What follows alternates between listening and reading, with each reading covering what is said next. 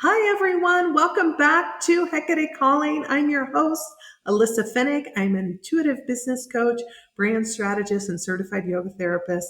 And I'm bringing you not only solo episodes with me, but future interviews on the intersection of business expansion, ancestral healing, feminine embodiment, and soul awakening. So today we are going to talk about owning your story and revealing your most authentic personal brand. And so I wanted to share a little bit first about what is a personal brand. So a personal brand is everything that's about you. Like everything you do in this world, like you already have a personal brand. Everything someone thinks and feels about your business. It's the voice you show up with online, images you put out, everything. You can probably tell if you've followed me on Instagram or Facebook or here on YouTube, like a little bit about my personal brand and who I am.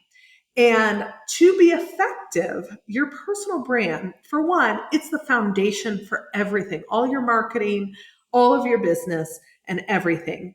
But it has to be an energetic match for the client you want to attract, and your message has to be clear. So we're going to talk about why. A personal brand really is effective because it makes people feel something.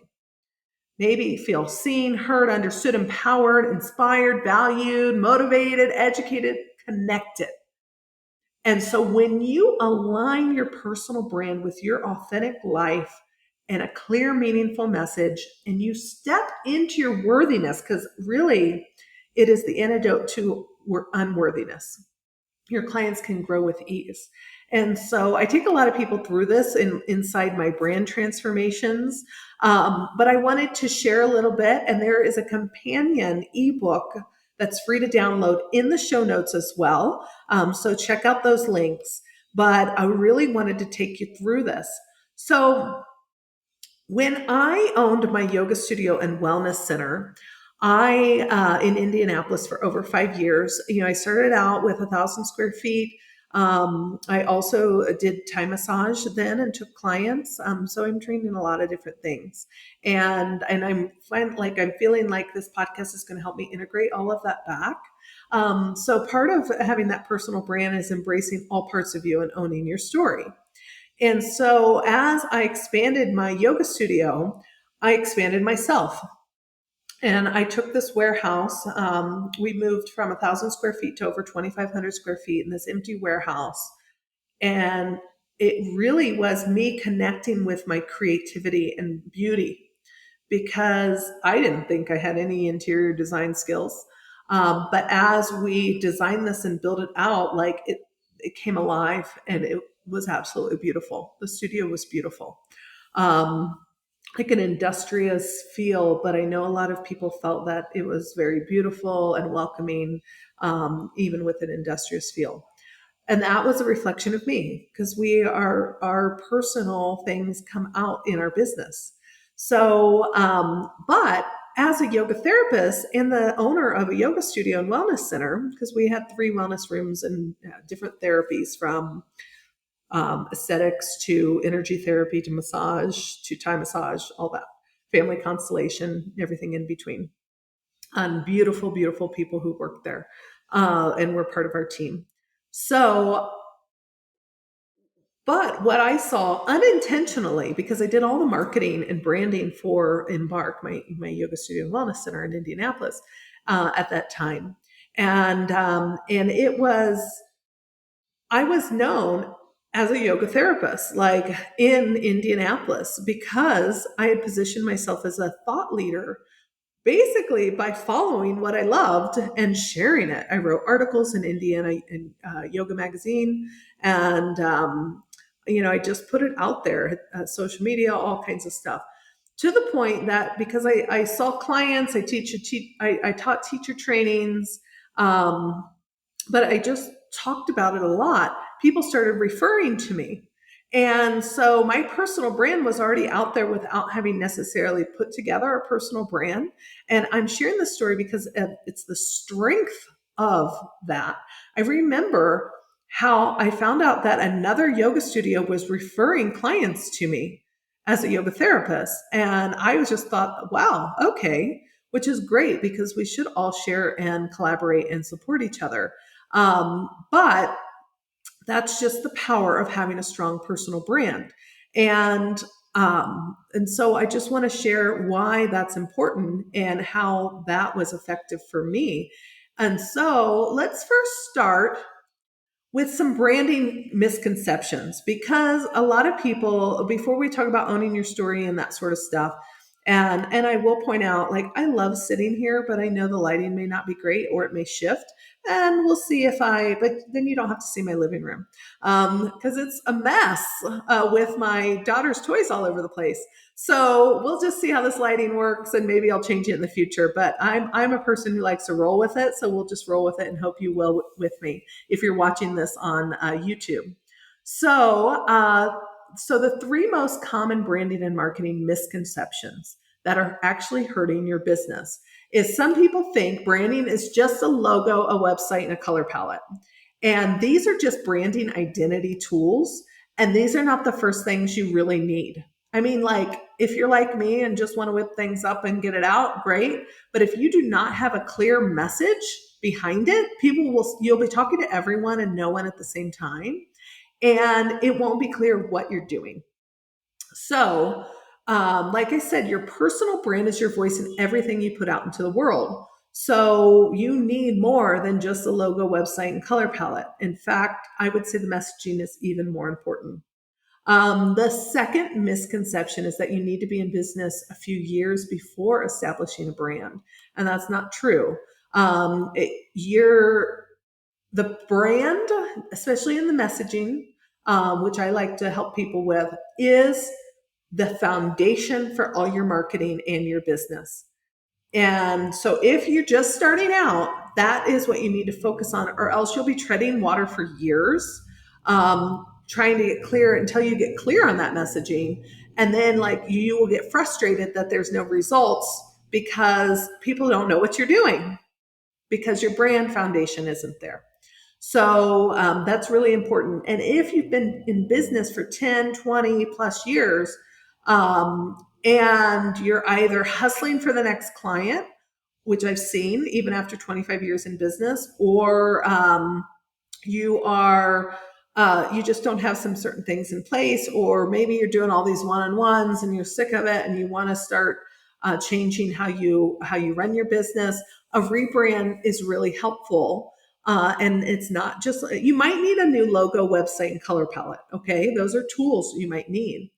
But you may want to reposition your messaging. Maybe you're like, I'm so drained by all these clients. Like, my business is great, but I want this in my life.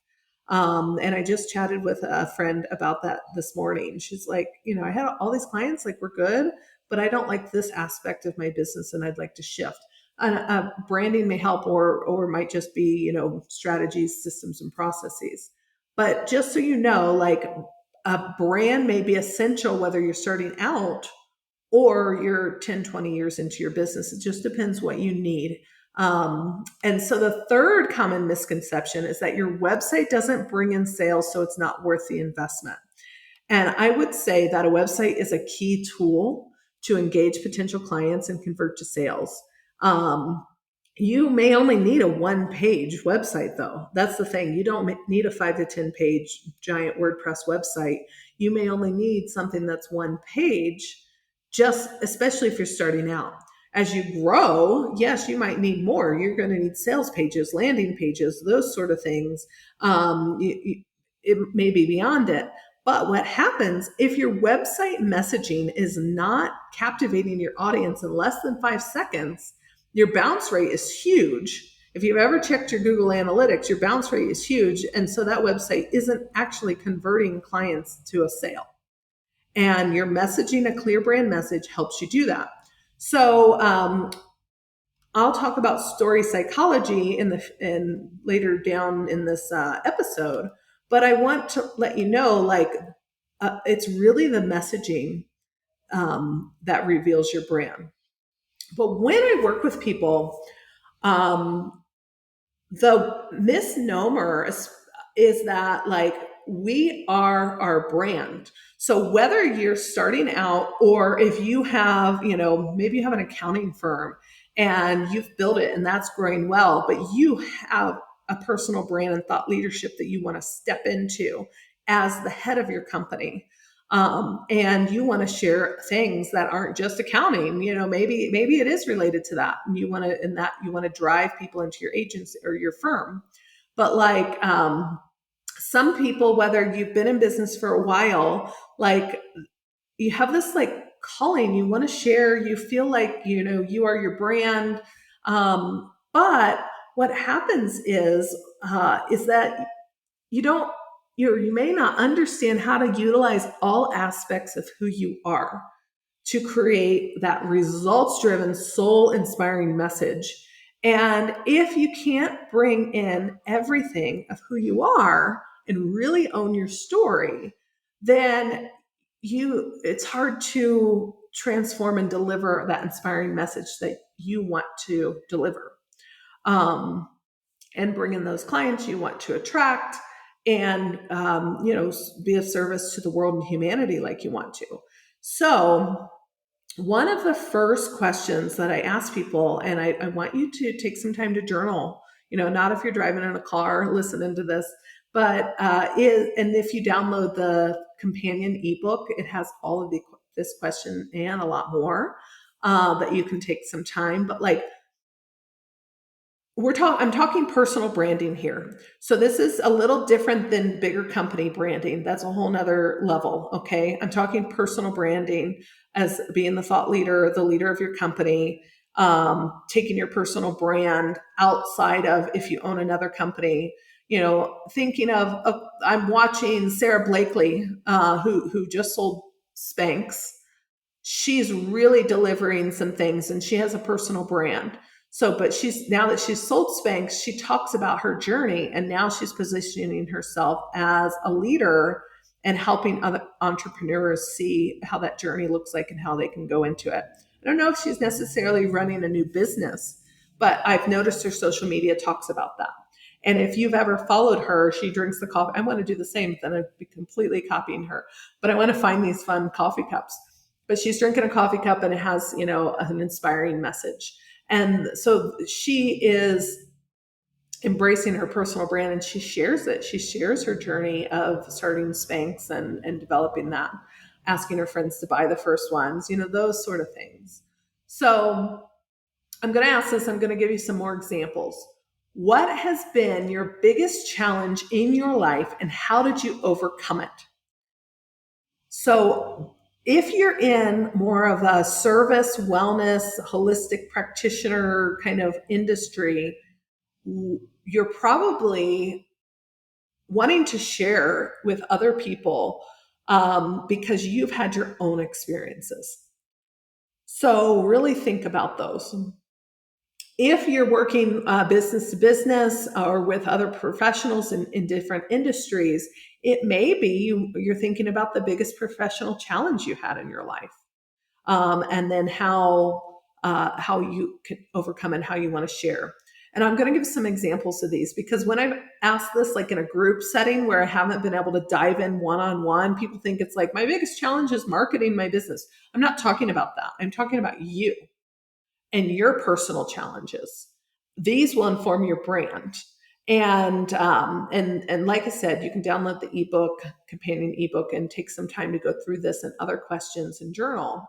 But really thinking about that. So where I see this come together about owning your story is, for example, for me, I mean, part of delivering this podcast is because I want to integrate everything I love, everything of who I am. And I noticed I was being called to re-engage my yoga therapy background and my certification. I have tons of clinical experience and experience holding one-on-one as a yoga therapist, but I don't want to do that anymore. My life changed when I had my daughter. I don't want to do that and just work in the clinical setting or see clients one-on-one. I have all this business and branding background and I love to integrate it together. And I love teaching and writing and hosting retreats and sharing. And so like the alignment there. But part of my story is my background as a COO in the corporate setting. Part of my story is traveling all over the world for the sport of darts, like literally the sport of darts. I've traveled all over the world for 8 years doing that. And I mean, I didn't travel the whole 8 years, but to Vegas 4 times a year and all kinds of stuff. But like, I loved working with the international conglomerates. I loved people from rural settings and all across the US. Like, it was hilarious. And that's how I spent my 20s.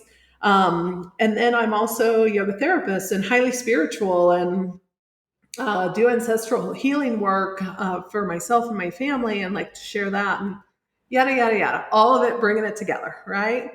And so I've talked to people in my brand transformations about this, and I've had a couple people, maybe I've had a lot of yoga therapists work with me because I speak on the business development faculty for a yoga therapy school that my friend Amy runs, Optimal State. And so I've worked with a lot of yoga therapists, but I remember a couple of them. One in particular was like, I own a yoga studio. I'm a yoga therapist. This is who I put myself out to in the world. And as I was asking these questions and really going through this, she's like, "Oh, and I'm a roller skating professional." And so because she had like 4 different social media accounts and managing all of that, and she was about to launch a teacher training, or maybe at that point she was ready to launch it. And I'm like, now wait a minute, like, you're separating yourself out, and it's like, integrate it. Like, the ideal client she wanted to work with was maybe 25 or a little younger, like young adults to 25 sort of stuff, like high school, college, I guess. So maybe a little younger than 25. And I'm like, that's fun. Who knew? And I didn't know roller skating was coming back and like it's popular again. And I told her, I said, that makes sense why there was a stint in Trolls about it because, of course I watch cartoons. I have, my daughter will be 4 next month.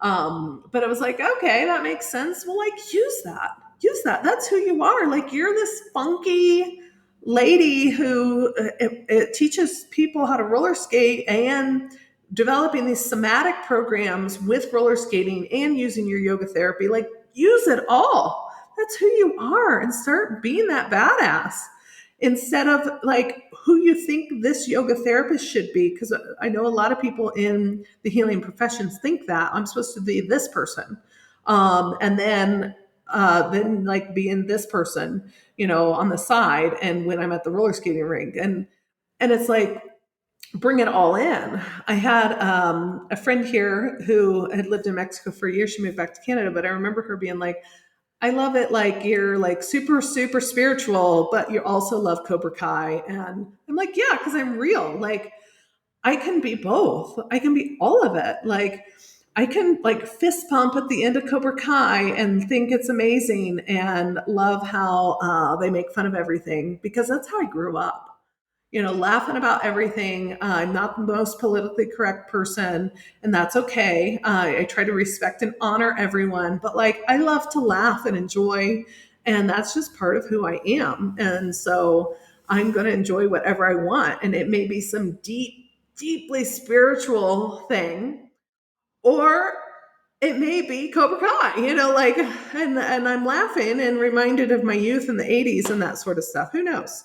And it's ridiculousness, and I'm okay with that. Like, I love memes. Like, once in a while, I'll post some hilarious memes on my Instagram stories because I'm like doing some scrolling and like just laughing my ass off about things. So we need to be real, and it is our realness that attracts other people. So own your story. And I had another client as we were working through a brand transformation who she wanted to talk to moms like her, work with young adults and their mothers using some family systems therapy or family constellation. Even though she wasn't trained in that yet, she was aware of it. And she was trained in other things. And it's like, at first she was thinking of who she wanted to reach. And then we got to, you don't want to reach those moms. You want to reach moms just like you who are more connected. So how does your messaging go out into that? So, like your story, she didn't want to talk about her story with her daughter yet, but I'm like, but you can kind of move around it and honor that and reach out to those people, but like sharing who you are and all parts of who you are. Okay, is very, very important. So let's talk about how once you own your story, and I mentioned, and I think I'll do an episode on worthiness and coming into your self worth and some things that have helped me and to share that with you. But when you step in and own your story and be like, this is part of me, like I mentioned, like racing is a part of my life. Like my dad's a huge race fan, the Indianapolis 500 and any race cars, IndyCar especially, but anything racing is like home to me and I love it.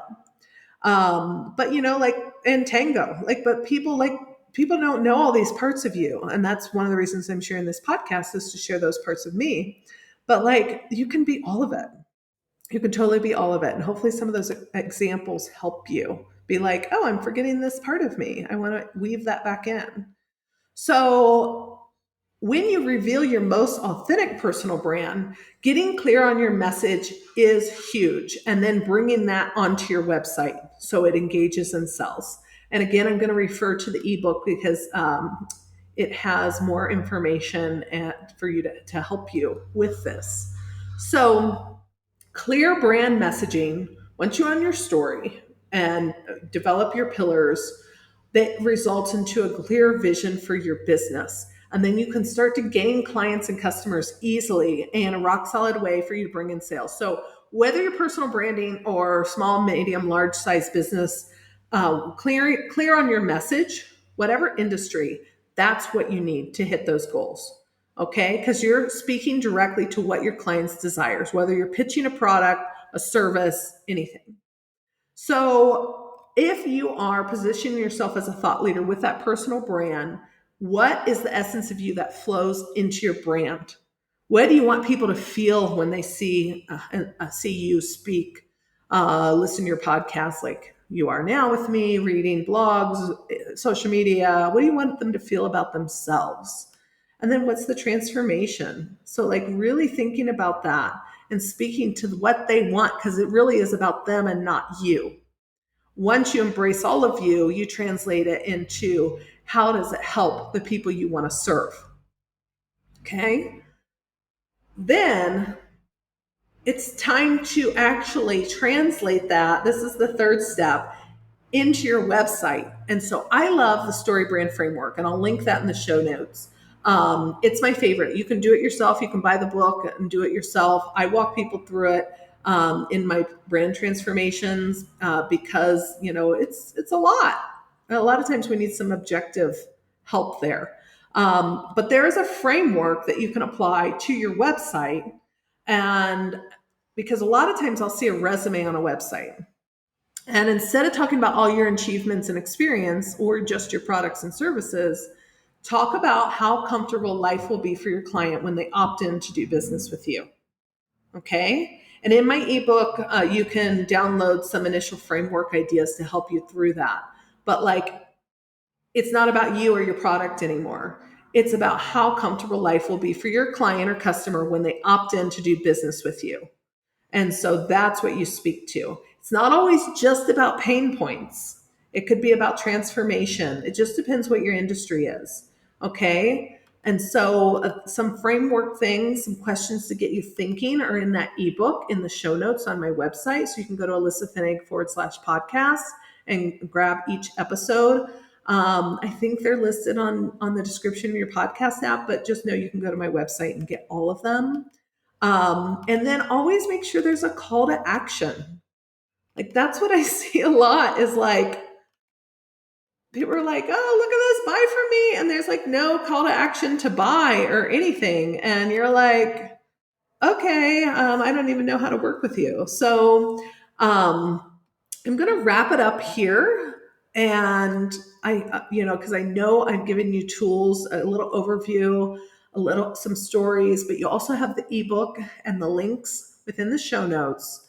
And like I said, this podcast is all about the intersection of business expansion, feminine embodiment, and ancestral healing and soul awakening. So some of these episodes will be about business. Some of them will integrate all of them. Some of them will be about certain aspects.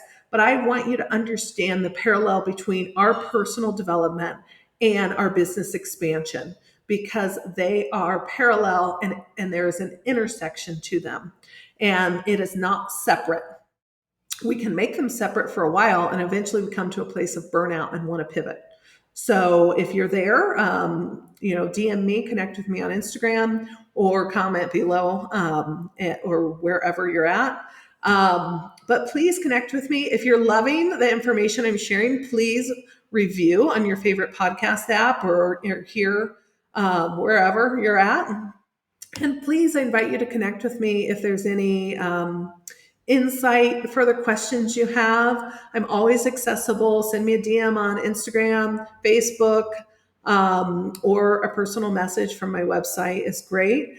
And anything you want me to explore, any topics or any recommendations, you're like, hey, I really love this person. I'd love for you guys to have a conversation. Please send to me as well. An episode drops every week, and you can subscribe on your favorite app, or you can join my email list, but with my link in bio on my Instagram as well.